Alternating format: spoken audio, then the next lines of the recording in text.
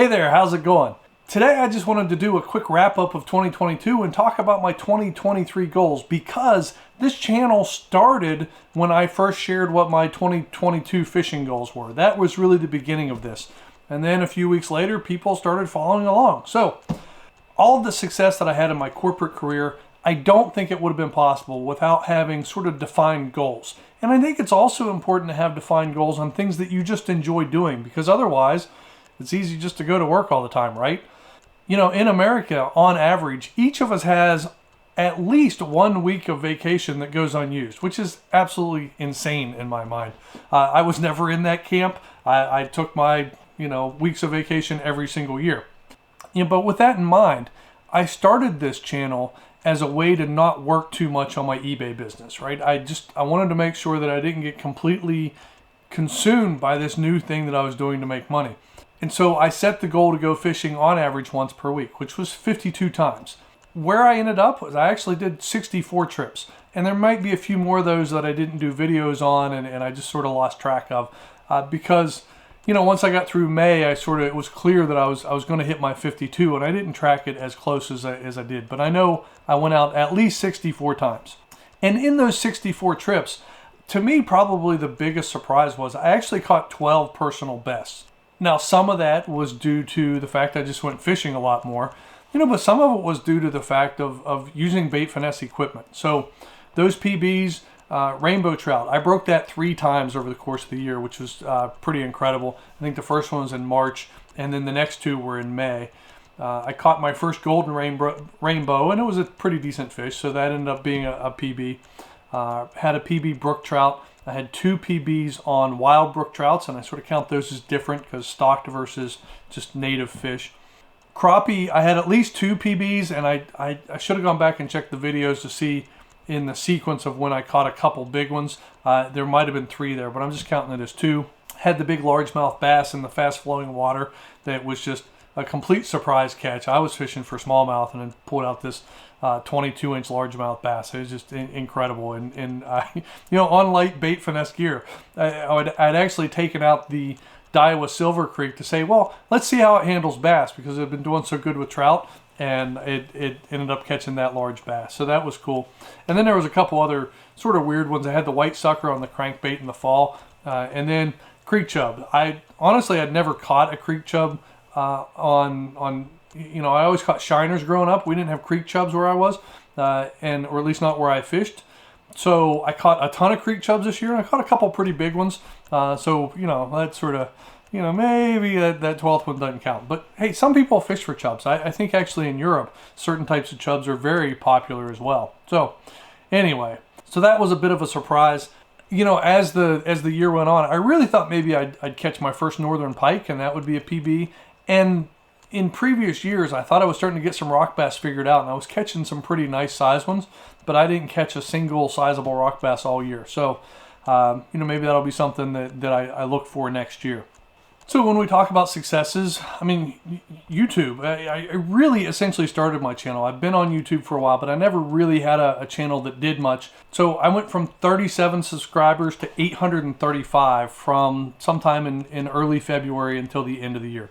So thank you for that, because you guys have been a huge part of that, and some of you guys are becoming like virtual friends at this point, and so I really appreciate that. It's been so much fun, and that's why I want to continue to try to grow this even more and do things so that maybe I can meet some more of you in person, because I have met a handful of people so far. So YouTube was definitely a highlight of my 2022 in general. The idea of going way down the bait finesse rabbit hole. When I said I'm going to go fishing more, I want to look into getting some gear that maybe will make it a little bit more fun, try some different things. And so that's how I got started in bait finesse.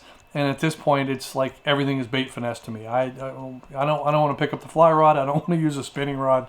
I've been doing a lot of work trying to figure out how to do certain things like float fishing on bait finesse as well, just so I don't even have to use a spinning rod if I don't want to. As I get into some bigger fish, if I want to go cat fishing or carp fishing, I don't think bait finesse is extremely well suited to that. So there may be some times that I'll get some other equipment. I'd like to screw around maybe with a Shimano DC reel. I've never had that experience, so maybe I'll buy one of those and throw it on a rod. But in general, it's just bait finesse. And this isn't YouTube related, it's just sort of 2022 recap related. I grew my eBay business to almost 140,000 in sales, and that just blows my mind as well, because I started with $146, literally like 146 $1 bills essentially. It was tip money from an event that I worked in my hometown. I started that business in July of 2021. So it was July of 2021, I started with $146, and I did almost 140,000 in sales. Now I wasn't profit, but again, I started the YouTube channel as a way to not work full-time in that, because I was getting so sucked into it. But that eBay business is what paid for the YouTube channel. It's what allows me to do the things that I want to do. And so it's really cool that I was able to do almost everything that I wanted to do last year as far as fishing and YouTube goes, because of that eBay business that all started with like 150 bucks. I mean, that's crazy in my mind. So let's talk about goals for 2023 then.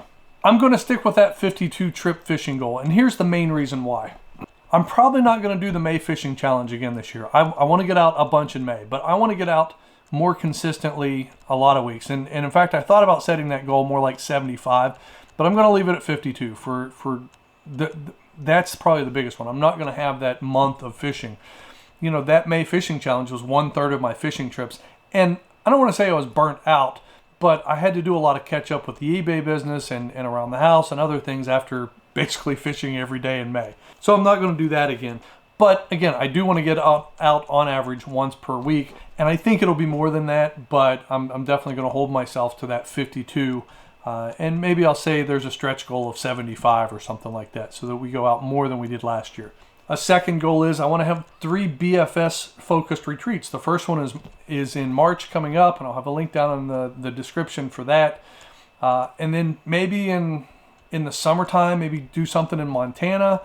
Something that's going around in my head right now. Maybe in the fall, somewhere down around North Carolina or something. And honestly, part of this is just, where do I want to go fishing, right? But I want to spread it out a little bit. I don't think I'll get to the West Coast or the Southwest or anything like that. Probably won't go up to the true New England areas this year. But I just want to do this a few times and figure out how to do them well. And then hopefully we can, do a handful every single year. So that's something that I want to continue to do. I'm really looking forward to the one in March. And I think it'll be a ton of fun. Another goal that I have is I want to hit 2,000 subscribers. I'm at almost 850 at the time of recording this right now. So I'd like to essentially have about the same growth that I had last year, and maybe a little bit more. Partly because, I've got a full year at this point. I've got a little bit of traction. And I think 2,000 is a decent goal. If I get more than that, that would be great. If I don't hit 2,000, I might be a little disappointed. So, if you're watching this and you're not subscribed, although a large portion of the people that watch my full-length videos are, and I thank you for that. But if you're not a subscriber, go ahead and subscribe. Just get me a little bit closer to that goal right now. Let's get off to a good start in January. So thank you. And hey, likes are free, right? So the next goal is I'm going to buy a kayak. And I've been doing some research on what kayak I want to get. I'm going to have a video on that coming up sometime very soon. It'll definitely be in January, because I want to make that purchase in probably March at the latest. I think that'll just open up a little bit more flexibility. I'm still going to stay with all the bait finesse stuff. But, one of my favorite creeks, there's a few sections that I haven't been able to fish just because it gets too deep and there's no access on the banks. So it'd be great to do that from a kayak. Obviously, there's a couple lakes, the haunted lake that I went fishing with Ish, and even my local lake. I think, I'll crack it a little bit better from a kayak. And then, the Youghiogheny River. There are so many sections of that would fish very well out of a kayak. It is an amazing fishery. It's becoming probably one of the better ones.